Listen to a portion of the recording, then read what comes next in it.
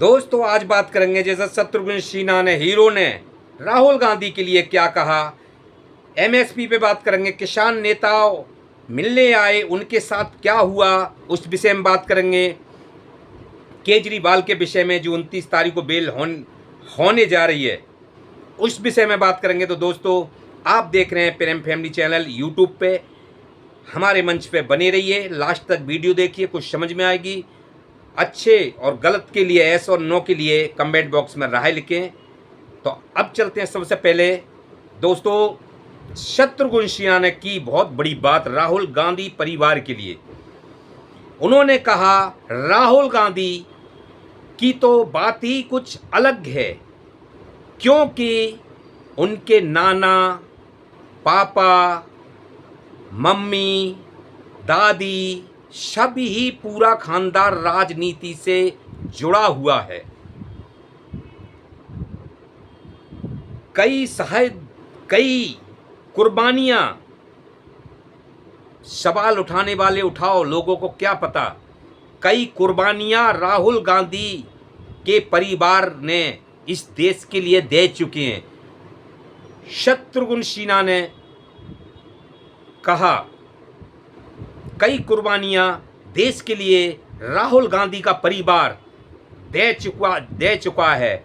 सब तो जुड़े जुड़ाए पे, उसको बटोरने पे, जुड़े जुड़ाए को बटोरने पे लगे हुए हैं, लेकिन जोड़ने वाला, जिसने आखिर से देश का भला चाहा है, देश को आज़ाद कराने में उनका बहुत बड़ा योगदान है। हर मुद्दे पे देश के उन्होंने योगदान दिया है, बिगर किसी लालच और किसी भी लालचा के बगैर। तो दोस्तों शत्रुघ्न सिन्हा ने ये बहुत बड़ा राहुल गांधी के हित में बयान दिया था। तो दोस्तों सोचने वाली बात है कि सब जो एक बीच से जुड़े हुए लोग हैं, जो कि कांग्रेस ने जब से ये रोड बने, कॉलेज बने, यूनिवर्सिटी बनी, हॉस्पिटल्स बने, रेल से लेकर हर चीज़ का उत्पादन कांग्रेस की राज सरकार में हुआ है। यानी 70 साल क्यों 100 साल कहिए। जो लोग कहते हैं 70 साल, सत्ता में बैठी कहती है 70 साल में कुछ नहीं किया। अरे आप तो जुड़े जुड़ाए पे जुड़े हो, सब कुछ क्या ये आपने बना दिया?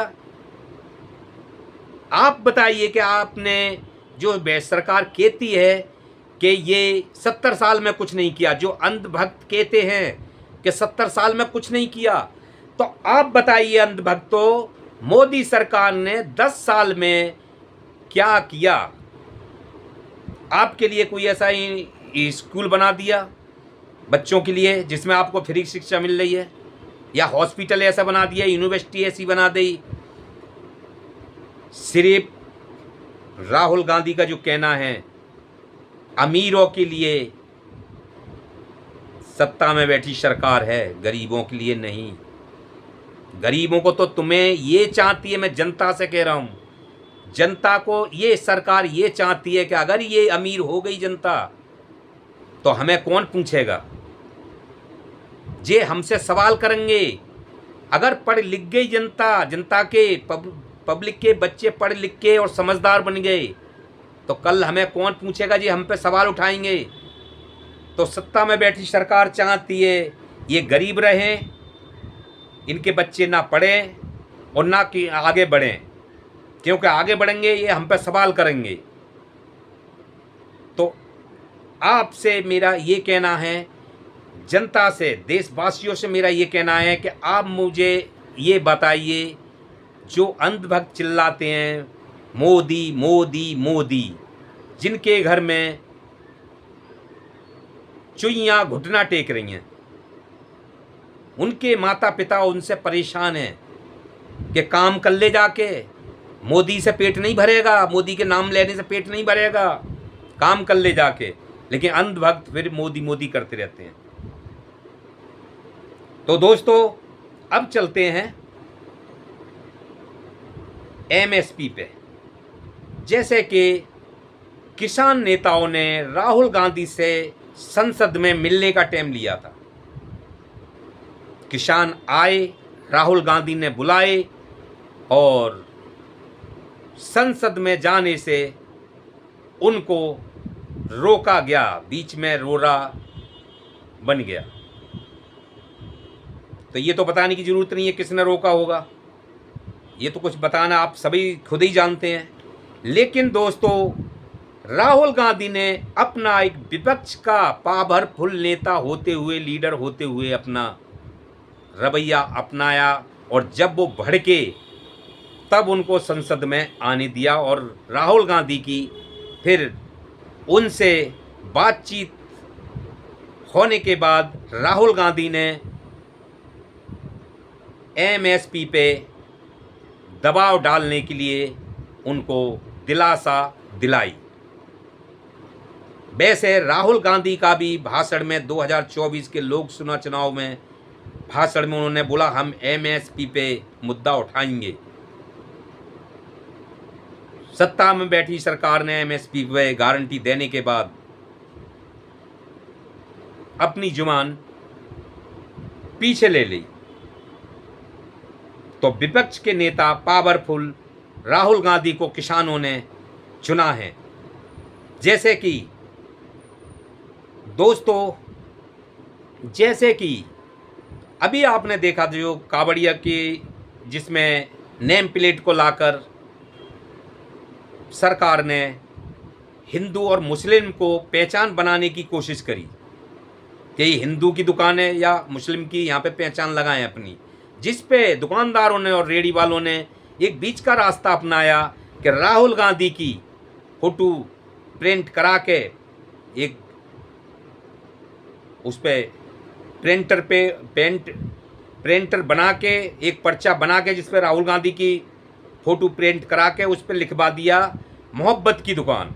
ये है मोहब्बत की दुकान, नो मुसलमान नो हिंदू। तो ये राहुल गांधी का विचार लोगों ने अपनाया। इसी तरह किसानों ने विश्वास करा तो राहुल गांधी को अपनाया। उन्हें पता है कि तानाशाही सरकार तो जब गारंटी देने के बाद पीछे हट सकती है तो हमारी सुनेगी कहाँ, क्योंकि वो गरीबों से, किसानों से, जनता से बात नहीं कर सकते, क्योंकि वो राजा हैं। राहुल गांधी ने कहा वो राजा हैं, वो और किस्म के राजा हैं, वो जनता से बात नहीं कर सकते, जनता की मुद्दों पे जनता की नहीं सुन सकते। वो अमीरों के राजा हैं, गरीबों को राजा हैं, अमीरों के दोस्त हैं, अमीरों के लिए काम करते हैं। तो दोस्तों, ये बात यहाँ पे ख़त्म हो गई, बहुत हो गई इसमें। तो दोस्तों, अब चलते हैं केजरीवाल के पास। जैसे कि केजरीवाल के मुद्दे पे आता हूँ। जैसे हेमंत सोरेन को 5 महीना जेल में रख के ईडी ने उन्हें छोड़ दिया, कोर्ट ने बरी कर दिया, कोई केस नहीं बना। तो दोस्तों, अब मेरा कहने का ये मतलब है कि इस तरह तानाशाही के हिसाब से अगर किसी को रखा जाएगा जेल में अपने बदले की भावनाओं से, तो उसका परिवार का क्या, उसकी इमेज का क्या, उसका अपना कार्यकाल का क्या, जिसमें सीएम की कुर्सी चली गई। तो अब आता हूँ केजरीवाल पे। तो वही दिशा केजरीवाल के साथ मैं यही समझाना चाह रहा हूँ। निष्पक्षता से कहता हूँ, जैसे ईडी फेल हो गई, सीबीआई भी फेल हो जाएगी। ट्रायल कोर्ट ने, न्याय बिंदु पीठ ने केजरीवाल को जमानत दी, जिसमें जस्टिस ऑफ इंडिया को मेंशन न्याय बिंदु ने अपने शब्दों में किया कि ट्रायल कोर्ट केस पेंडिंग में पड़े रहते हैं और तारीख पे तारीख चलती रहती हैं और जेलर बरी नहीं हो पाते। न्याय बिंदु ने दोनों तरफ के एविडेंस देख के सवाल जवाब करते हुए ईडी कमज़ोर पड़ी, ईडी के पास कुछ ना मिला, केजरीवाल को जेल में जनता के सुनी हुए सीएम को इस तरह पकड़ के जेल में डाल रखा है जैसे किसी कैदी को डाल देते हैं ज़बरदस्ती के हिसाब से कि निकल ना जाए, नहीं तो ये बाहर कत्लेआम कर देगा। दोस्तों, न्याय बिंदु ने जमानत दे दी और हड़काया ईडी के वकीलों को और ईडी को। हाई कोर्ट जाते हैं जज और ईडी के वकील, आपस में दोनों भाई भाई।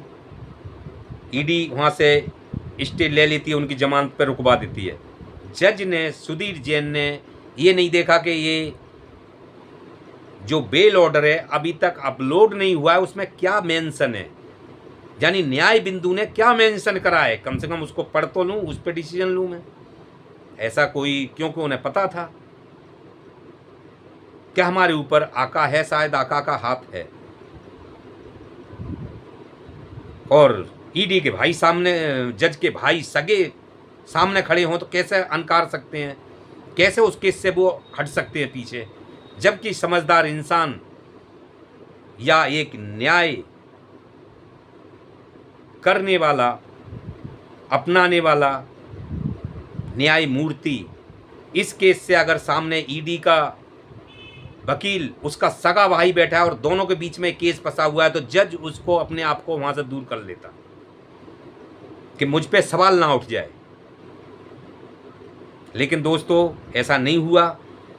हुआ क्या, सीबीआई, ईडी ने वहां से जमानत रुकवा दी और अगले दिन केजरीवाल सुप्रीम कोर्ट में अपनी याचिका पेश करने वाले थे जमानत रुकवाने के खिलाफ। रात को सीबीआई पहुंचती है जेल में, वहाँ पूछताछ करने के बाद अगले दिन सीबीआई ट्रायल कोर्ट में पेश करने के बाद 5 दिन की रिमांड मांगने के बाद 3 दिन की रिमांड कोर्ट दे देता है। देखो क्या चमत्कार हुआ, कैसा चमत्कार हुआ। यानी सीबीआई जो आज कह रही है कि हम बहुत दिन से इंतज़ार कर रहे थे केजरीवाल को गिरफ्तारी करने का, आपके पास गिरफ्तारी करने का बहुत समय था, सीबीआई ने गिरफ्तार नहीं करा। क्योंकि सीबीआई ने गिरफ्तार कब करा, ईडी कमज़ोर पड़ गई थी तब के केजरीवाल जेल से निकल ना जाएं। तो दोस्तों, वीडियो लंबी होती जा रही है, तो प्रेम सिंह को दीजिए इजाज़त। आप देख रहे हैं प्रेम फैमिली चैनल। अच्छी वीडियो लगती है शेयर और सब्सक्राइब जरूर करें। नमस्कार।